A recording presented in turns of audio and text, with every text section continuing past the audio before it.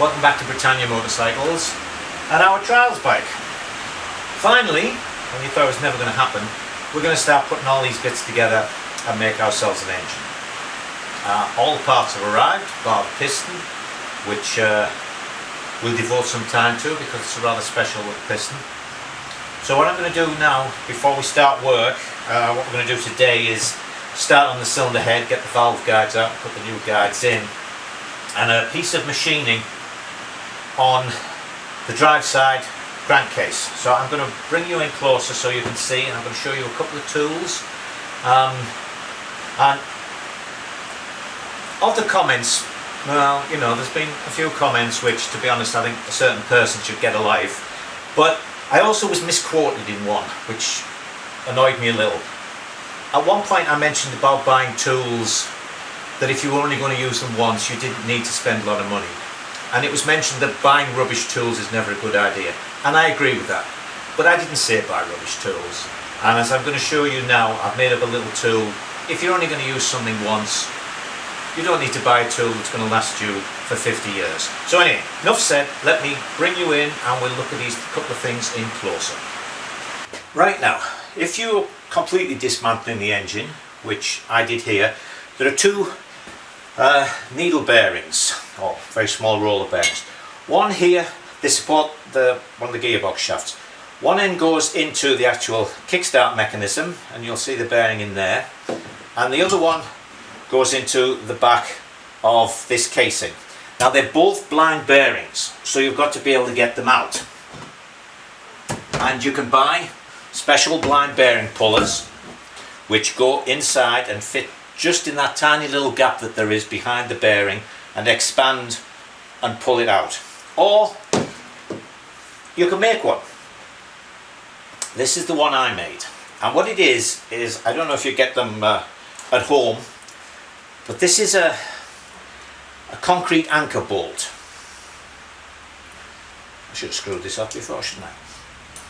And what it is I don't know if you can make out there, but the end of the bolt is split. There are 4 slots in it, and then this tapered piece here, whoops, need more hands. This tapered piece slides down inside, and there's a bolt that screws in, and as it screws in, it pushes the taper in and forces the end apart. So basically, it's just like one of those blind pullers. So what I did was I got one that fit just nicely into the bearing. It's a 1/2 inch, and I actually did this by hand, just with a file. Could have put it in the lathe, but you know, I'm trying to do things that you can do at home. I put a very little lip on it, all the way around.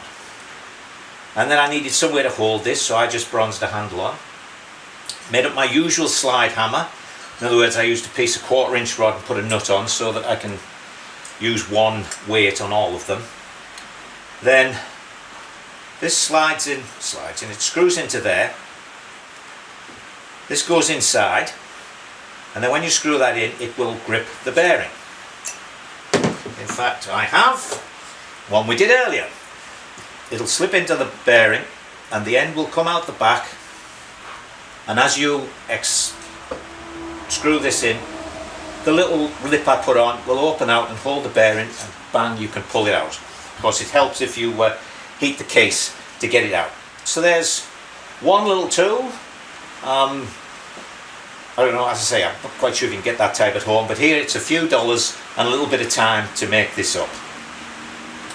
Alright, so that will get us the last couple of bearings out of the casings. So the next thing we're going to do, as I said, there's a piece of machining. Now, with the standard duplex sprocket on the end of the crankshaft, you'll see there that it goes around this boss. The chain will run around the outside of that boss and not foul it at all. But in order to get the gearing lower, we're going to put this 18 tooth one on. And now, as you can see, we're going to have a problem with the chain hitting this boss. So we're actually going to machine a little bit of this boss off, and we also have a thinner oil seal to go in there. So we'll put that in the mill later on and take that off.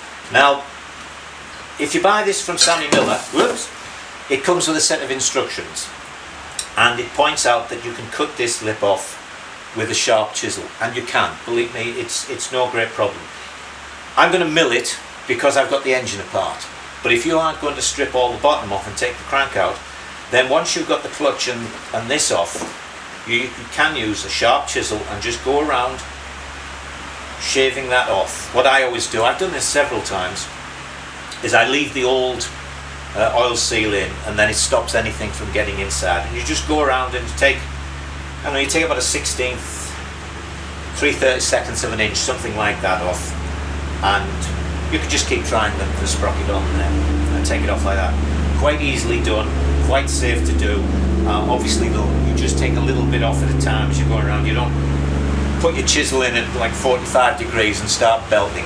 You've got to really go around at quite a shallow angle, and just, it curls off nice and easily, comes apart. So we will machine that. Now, as I said, the other thing we're going to do is we're going to take the valve guides off. We're going to put them in our toaster oven, heat the head up nicely, and drive the guides out. Now the guides have a lip on them, so you drive them out that way, you drive them in this way. And what you need to do there is to get yourself a drift like this. Now this wants to be just the right size to be a nice smooth fit inside that.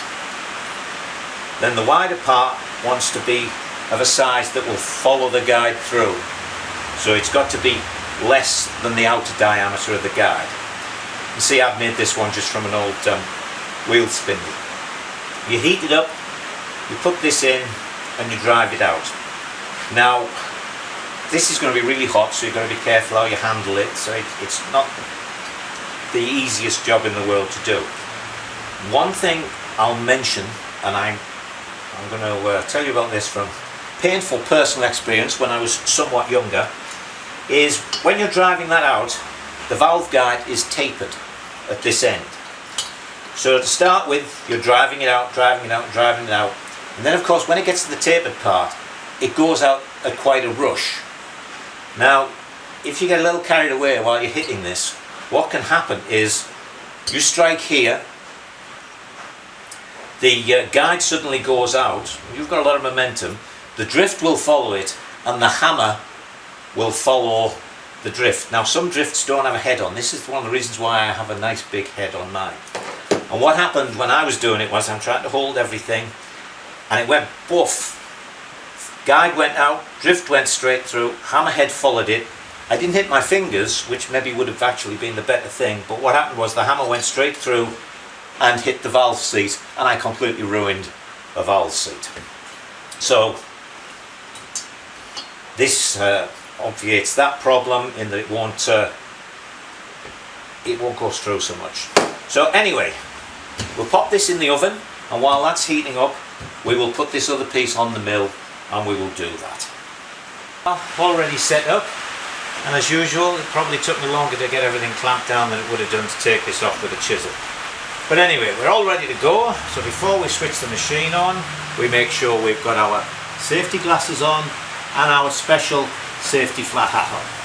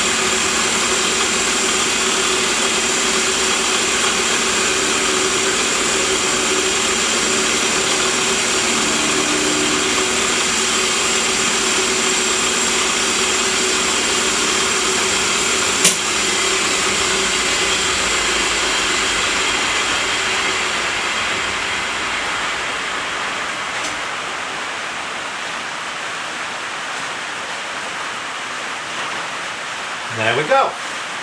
Job done. Now before we start on the cylinder head, I want to show you another special tool. You can see it laid on the floor there. It's a really thick old blanket. As I said, the head is going to be hot, and when you're handling it, it's all too easy to just get a little burn, or it gets too hot through your gloves, and the next thing you know, you've knocked it off the bench or whatever. And of course it's aluminium with fins, so I always like to put something on the floor underneath for it to land on. So now let's get you back up and we'll get out the valve guides. So here we go.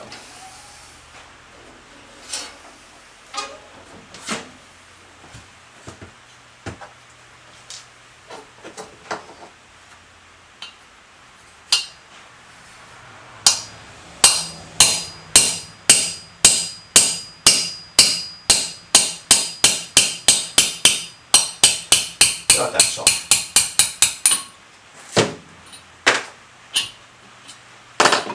There's one.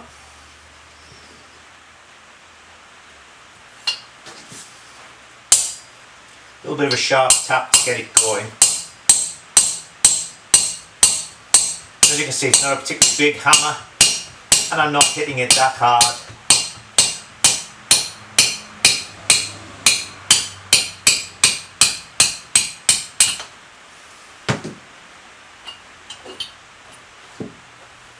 Right, I'll put it back in here to keep it warm while we get our guides ready. Whoa! Even through my welding glove I can feel that. You've got to get it hot to get them out, otherwise you're really driving them out more than they're coming out because of the difference in the heat. And there's the old guide. As you can see, as I mentioned, they're tapered, so that's the part that comes out. And there's the collar that holds them in. Some guides you'll find don't have a collar. Gosh, good old senility, nothing springs to mind. Some of them you'll find there's a groove there to take a circlip, and it's the circlip that holds it in. But anyway, let me get the guides, the new guides, and we'll pop them in. Okay, out it comes again. Lays down flat this time. You may have noticed I've still got the safety hat and safety glasses on. Whenever I'm hitting anything with anything, I always like to wear them. Things can fly off. Okay, in goes the inlet.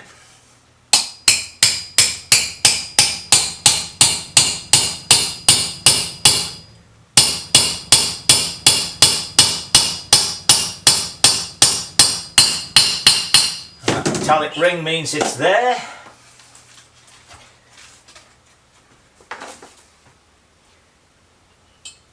In goes the exhaust.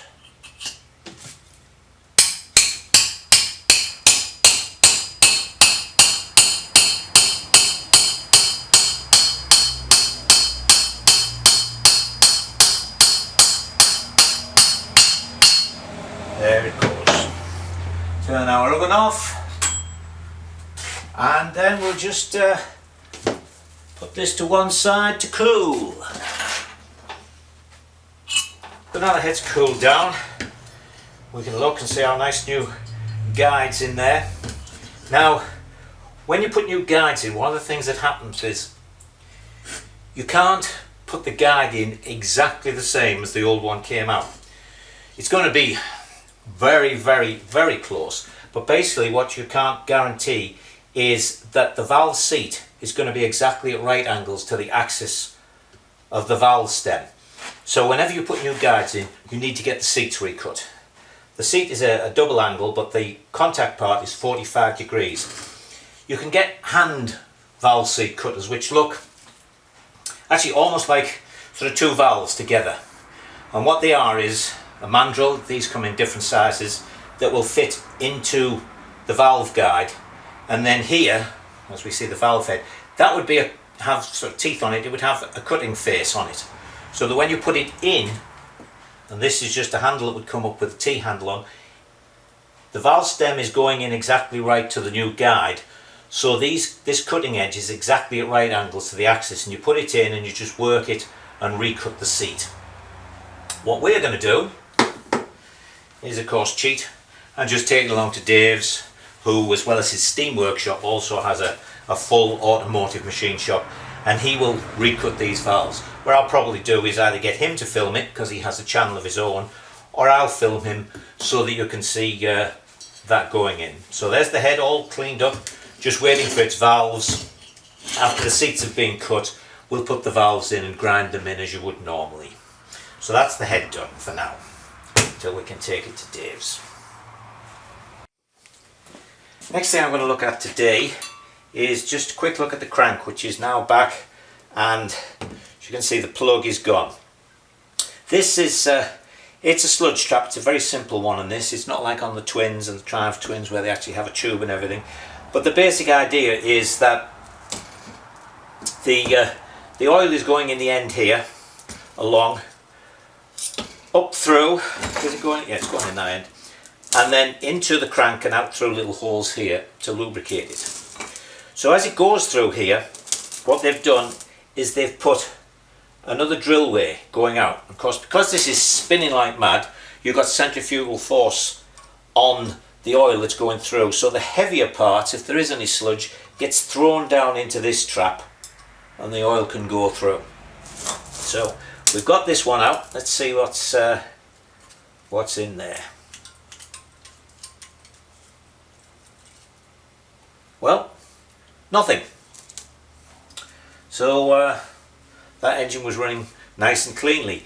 I've just been working on one of the A10 650 twins, and the oil goes in one side, goes right through, and when I took the two plugs out at either end, it was just solid from one side of the crank to the other with hard, it wasn't grit, but it was almost like a putty. It took me a long time to clean it out.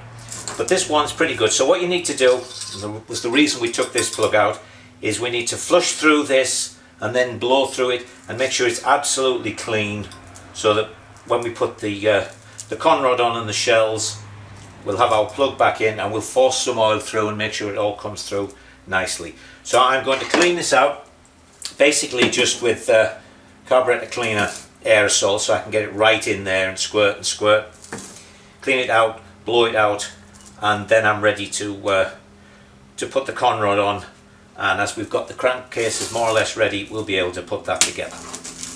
So that little bit of cleaning, you don't want to watch cleaning surely, let me know if you do, but I'm just going to clean that up and then move on to something else. So now we've got it nicely cleaned out. Two little points on that. Don't use paper towel if you're jamming things down into there, because they can tend to come open and come apart and leave bits in. Use a nice solid cloth. And also I should have mentioned that whenever you're washing anything out like this, as I say, I use the squirt. Try and start, if you like, at the back end and work to the entry point, because what you don't want is to start cleaning it from this end and find that you're actually pushing dirt up towards where you want the oil to come out. So always try and do it in a downstream manner, if you like, if that makes sense. Alright, so I've cleaned this out nicely. So, whoops, there's a nice new plug. I'm going to use some Loctite on it.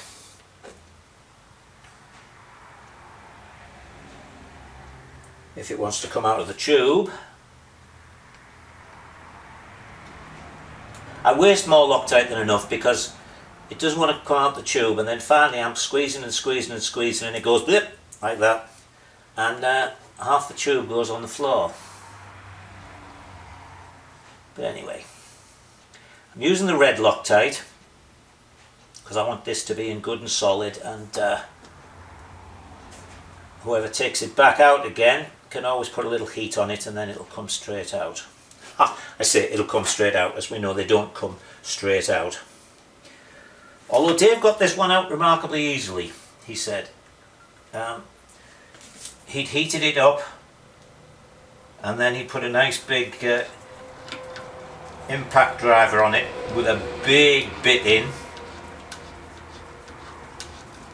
and it went fine. So we put that in good and tight.